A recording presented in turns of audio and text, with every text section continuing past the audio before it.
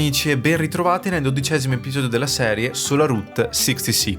Questa mattina ci siamo svegliati presto per dirigerci verso l'ultimo National Park della nostra avventura, la Death Valley. Distante circa 2 ore da Las Vegas e situatasi tra lo stato della California e del Nevada, la visiteremo per tutta la mattinata ed infine concluderemo la nostra giornata di nuovo a Las Vegas, ma questa sera provando a vincere qualcosa di più di 0,12 centesimi. Ma prima di arrivare alla Valle della Morte, come potevamo non fermarci ad uno shop alieno lungo la strada?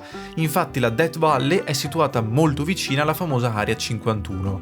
Ovviamente è la classica americanata per vendere souvenir, ecco. Ovviamente dovevo comprare delle stronzate. Ci siamo quindi rimessi in marcia e dopo una mezz'ora circa siamo arrivati al primo punto panoramico della Death Valley, lo Zabriskie Point. Veramente spettacolare, con queste formazioni rocciose ondulate di color giallo e marrone.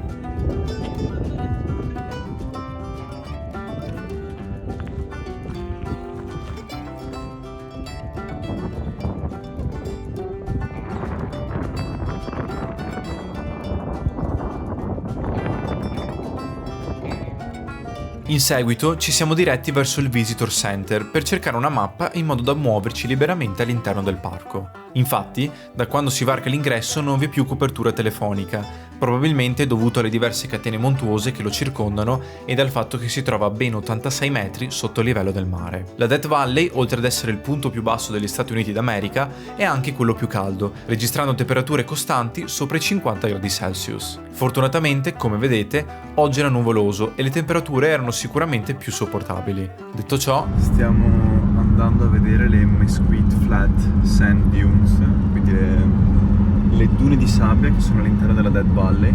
Sembra molto particolare anche perché c'è questo assembramento di sabbia immerso ad una vallata piena di rocce, quindi è un po' particolare come cosa.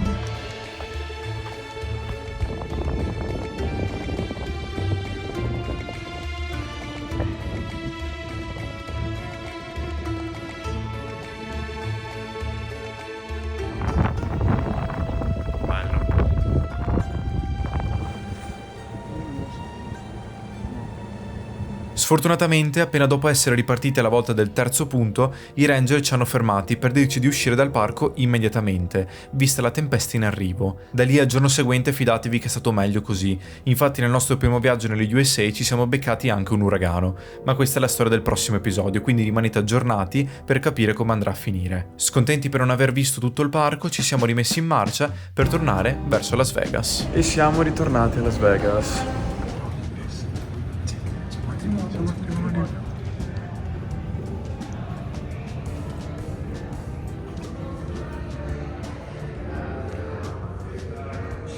Non possiamo visitare la cappella perché c'è un matrimonio in questo momento.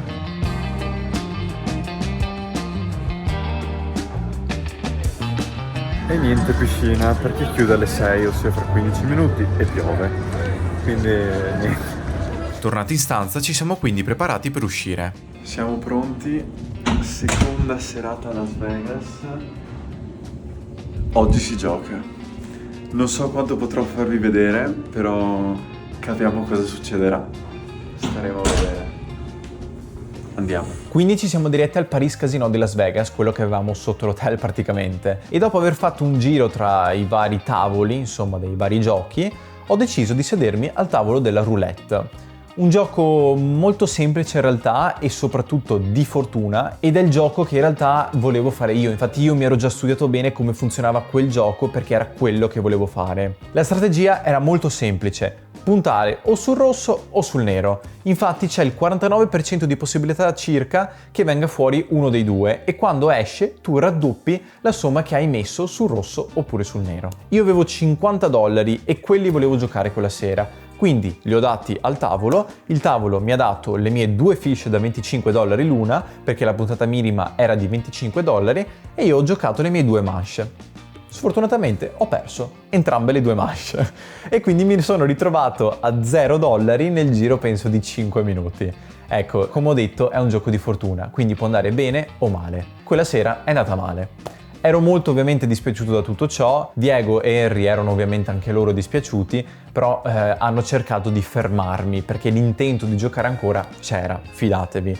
Ma infatti è proprio per questo che io vi ricordo che giocare a gioco d'azzardo è una dipendenza a tutti gli effetti e ve lo dico per esperienza personale, vorreste giocare di più, specialmente quando perdete. Ma per farmi passare insomma questo istinto di giocare ancora, ci siamo fatti una passeggiata intorno e poi siamo ritornati al Paris Casino di Las Vegas, dove abbiamo visto una macchinetta, non una slot machine, ma una specie di macchina automatizzata della roulette, con una puntata minima di $5 e non più 25. E allora lì ho guardato Diego e ho guardato Henry e ho detto: va bene, ho $5 in portafoglio, mi ero portato via $55, quelli erano. Ho detto, questi sono i $5 che mi rimangono. Li gioco perché volevo comunque almeno cercare di ritornare in pari con quello che avevo speso, insomma. Mi gioco questi $5 e vediamo come va. Se perdo, torniamo in albergo. Se invece vinco, allora continuo a giocare per provare a vincere di nuovo i miei $50 del capitale di investimento iniziale. Ho preso i miei $5, li ho inseriti nella macchinetta e ho iniziato a vincere. Ma ho vinto! Vinto. Ho perso anche qualche volta, però comunque dopo rivincevo altre 2 volte e così sono andato avanti per tipo 2 ore, cioè non poco, 2-3 ore siamo andati avanti, fino a quando sono arrivato alla cifra che avevo prestabilito, ossia $55, ossia il mio capitale di investimento iniziale. E tra l'altro ho fatto anche un video, eccolo qua, dove io e Diego reagiamo alla nostra vincita del capitale di investimento iniziale e successivamente Diego mi fa fermati, io mi fermo, ritiro il mio voucher dal $55, vado in cassa, ritiro il cash e ce ne ritorniamo in albergo. E così si conclude la nostra esperienza, diciamo abbastanza positiva dei casinò, ecco. Siamo rientrati in stanza d'albergo, sono le 2 di notte. Oltre a essere rientrato nel capitale iniziale che avevo perso, sono riuscito sia a riguadagnarlo, ma anche, dopo aver fatto un investimento comune, a guadagnare $10 a testa. 11 per l'esattezza, $11 a testa. Quindi guadagnato quello che abbiamo guadagnato e ora si va a dormire che domani si parte per Los Angeles. C'è l'uragano.